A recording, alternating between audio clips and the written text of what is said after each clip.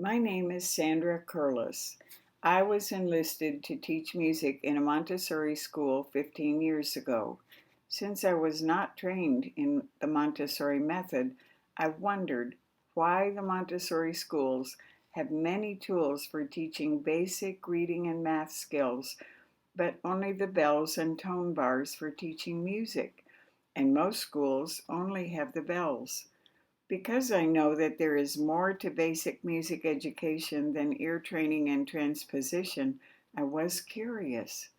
This is the story of my discovery of Maria Montessori's original intention for music education in the classroom.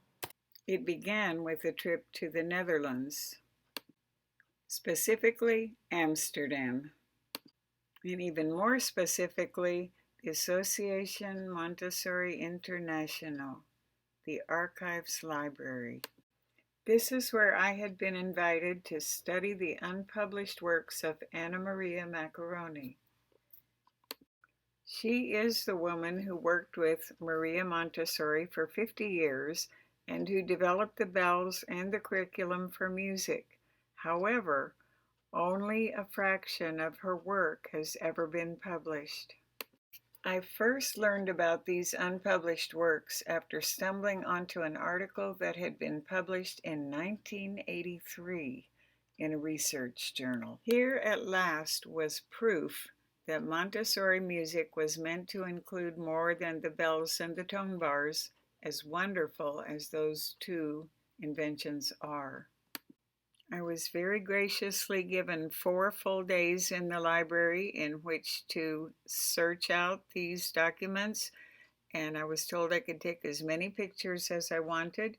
And Yoki, who is the library administrator, told me anything I needed an answer to, she would help me research and find. So it was a very wonderful time, and my only hope is to spend more time at that library. I gave Yoki a gift of a few examples of the tools I'm making based on my understanding of what has been published by Ms. Maccheroni. Here we see a silent keyboard, some sandpaper notes, and some books. I told Yoki that my hope is to make more classroom tools for music based on diagrams like this by Ms. Maccheroni.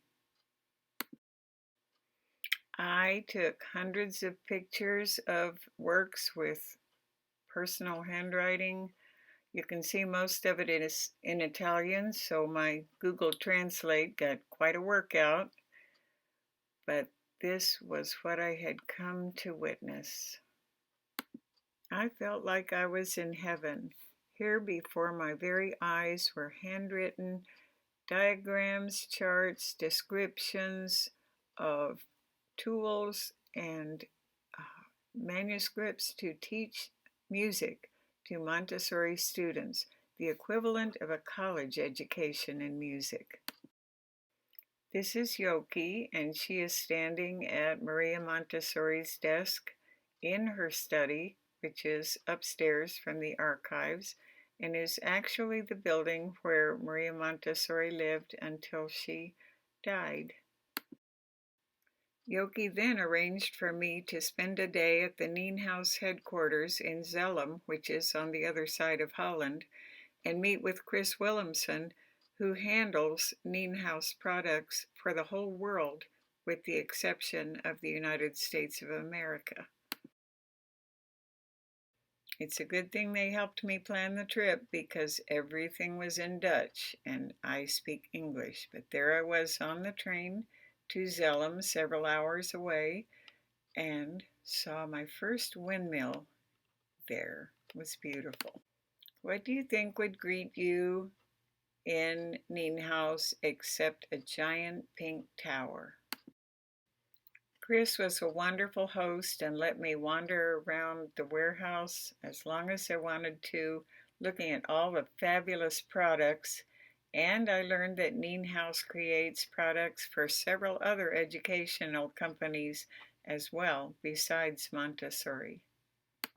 Nienhuis has a special section for a Maria Montessori museum with the timeline of her life and products that were created from the very beginning.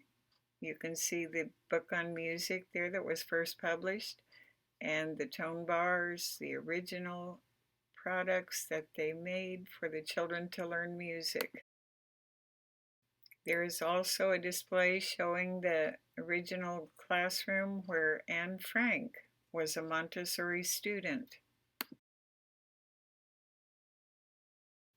After learning that Anne Frank had been a Montessori student, we took a tour in Amsterdam of the places that she had called home and the monuments that have been put there as a remembrance forever, that should never happen again in our world. Back home in the USA, I set about to create the tools from the diagrams that I had seen. But let's start with one that was published. The silent keyboard was actually featured in one book that Anna Maria Maccheroni did publish. It was called Developing the Musical Senses by Anna Maria Maccheroni. Oh, but that's when it was translated into English. This is what it looked like in the original Italian. Do you recognize it from the Nienhuis Museum? This one was provided to me digitally by a library in Portugal. In this original Italian version, there was a photograph of a child playing the silent keyboard along with a diagram.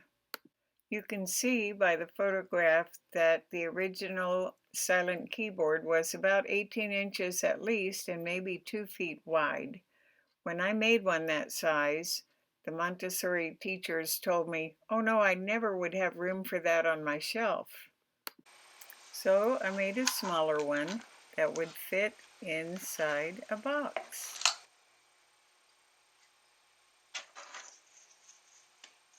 And I added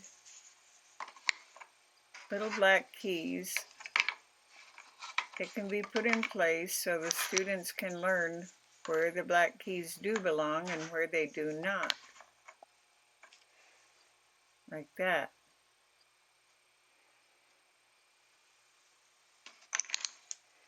Those can be removed, and they can check it by looking at the top of the box, which has piano keys glued to the top with the names of the notes. So they learn, does the black key go between E and F? Oh, no. Maria Montessori wanted them to use this tool to learn the order of the letters of the notes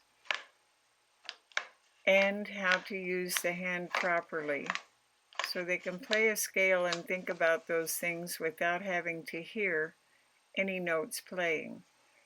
The letters pop up when they push the key. We can shut the lid, put it away, and hopefully we've created a tool that the teachers can use. Another tool that has been mentioned in published material, though not strictly about music, is the monochord. It's a one-stringed instrument used to teach the students that a shorter string produces a higher pitch and that the longer string gives us a lower pitch. It's also used to learn how to create a scale by placing movable frets in under the string, so the string becomes shorter or longer depending on where the fret is located.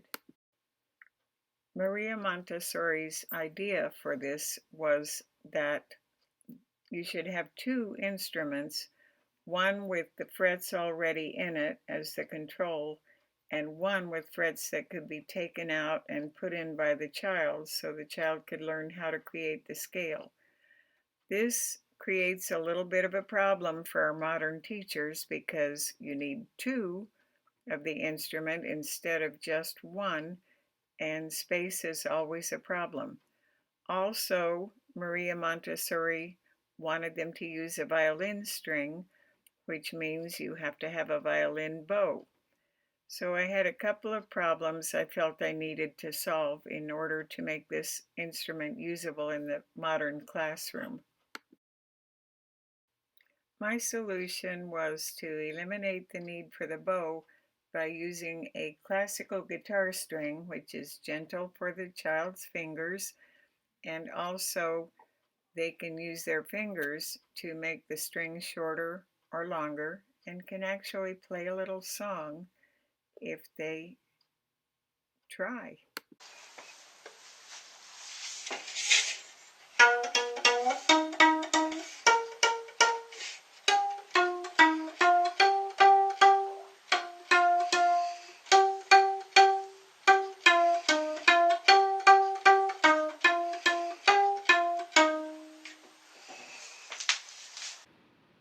Maria Montessori put much emphasis on what she called the prepared environment.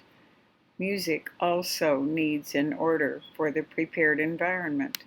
In her book, The Discovery of the Child, she wrote, "Success in music education is bound up with the need for the production of plenty of music around the child so that there is set up an environment calculated to develop musical sense and intelligence." She liked to have the children play the silence game, where they would see if they could be so still that no sound was heard. It was a fun way to teach the children self-control, but it is also the foundational principle for music. She points out that hearing is the only sense that requires movement. Unless there is movement, there is nothing for the ear to hear. And that brings us to the unpublished material. One of Miss Maccheroni's booklets is simply titled Il Suono, which means the sound. She drew a diagram of a pendulum that would be used to show the students the movement of a sound wave, back and forth, back and forth, back and forth. The pendulum is a great visual aid. However, her exercise required the use of charcoal on paper and a needle attached to the pendulum so that the student sees a visual demonstration of a sound wave. This can present a problem for the modern teacher who doesn't want to work with charcoal and needles. We can use the pendulum, however. So this is a vibration frame. We will show the vibration by swinging the pendulum like this. I'm going to turn it sideways so that you can notice the speed of the vibration. So if I give it a little swing here, you see how slowly it moves, but when I shorten the string, it goes a little faster, a little faster, a little faster. So we see that the shorter the string, the faster the vibration is. In that way, we can demonstrate to the child that the higher pitch is caused by a faster vibration of the shorter string. The vibration frame is now square instead of round, but it's the same principle. That little pendulum, however, will never vibrate fast enough for us to hear the sound, even though there is one being generated. We need to be able to not only see the vibration, but hear the vibration. Here I have a little box with the rubber band around it, and it's a thick rubber band because it's easy to see the vibration. So I'm going to give it a little thump. See the vibration? That's what causes sound. You can hear it if you listen. Here is one of my students enjoying the vibration box. You can see that look on his face. So it's a good thing to let children make some instruments of their own or come up with some experiments to show vibrations. Just a box and some pencils and a rubber band will work to make a guitar, or a ruler off the side of a desk can show a vibration.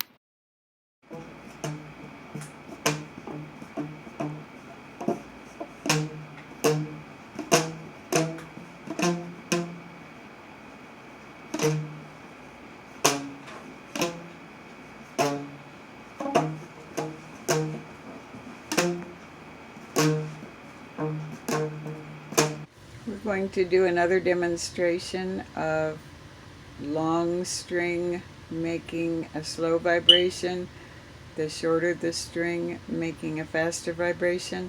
I'm going to use a plastic piano ruler that's a little stiffer than the one you have. If we make it pretty long by leaning it off this table edge and we give it a little flip, you can see it goes pretty slow. But if I shorten the length, it goes faster. If I shorten it some more, faster. And if I shorten it some more, faster. And if I shorten it more, really fast. We might ask the child, why do we strike the bell? Does the bell sound unless we strike it? What happens when we strike the bell that makes the sound? It makes the bell move or vibrate. I have only scratched the surface on my research into Anna Maria Maccheroni's tools for teaching music in the classroom. Meanwhile, I also look at the Montessori format and create tools based on the Montessori format, like the sandpaper letters and numbers. Now, this is not part of Anna Maria Maccheroni's writings on music, but I noticed that Montessori students learn the shape of letters and numerals by sandpaper cutouts applied to wooden plaques. And I thought, that's a great idea. Why not try that with musical notes? Students are also encouraged to trace the letters after they feel the sandpaper on the card. Trace it into a tray of sand. And here are my students doing that with the sand tray for the sandpaper notes. So here is a picture of one of my students who mixed 3 lessons together that actually correlate, and he spent quite a long time looking at how many beats a note gets, what kind of note, how it feels, and the dice that goes along with it. Speaking of dice, they are a great tool for teaching students the value of each type of note. I could find on the market dice that had different types of notes, but none that had the 5 and the 6. So I had these dice made special order. For the 5 we use a half note and a dotted half note, which would add together to make 5. And for the 6 we have a whole note with a dot after it, so that becomes the dotted whole note, meaning 6 beats. We use these with our board games. The dice come with a little key like this, so it helps to solve the problem of students who don't quite know yet. Okay, the board games have nothing whatsoever to do with Montessori, but we love the board games. This is the most popular board game, and it was created because I could not get my students to pay attention to the markings in the music, the markings that make it sound like a real song. So I made this board game over a weekend at home and took it to school, and within 1 week, all my students who played it had the glossary memorized verbatim, and they actually paid attention to those marks in the music. My students love to play it, and they always ask, where can I buy one? This game has been tested in many different settings, and it's always the same result. They learn about music and they want to know where they can buy it. So Montessori teachers always want to know, what age group is this for? I can't tell you with this game because everybody loves it. Like she said, it's a whole new language. So it's like learning French. So 1, 2, 3, 4, 5. Now, I don't know. You're supposed to mean that repeats back. That you have to go back to the other one. That's a repeat sign. She said it. She said it here, but usually when it's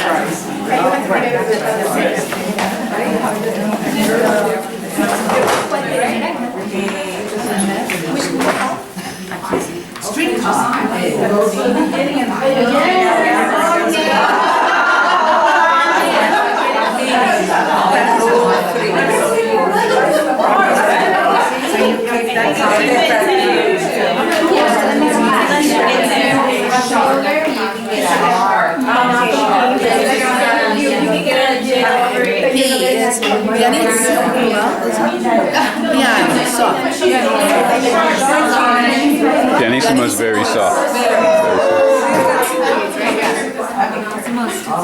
This is so cool. I love it. This is really cool, yeah.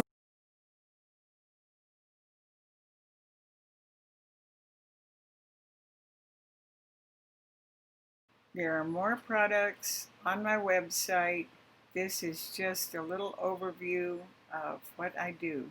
Thank you for watching, and may God bless you.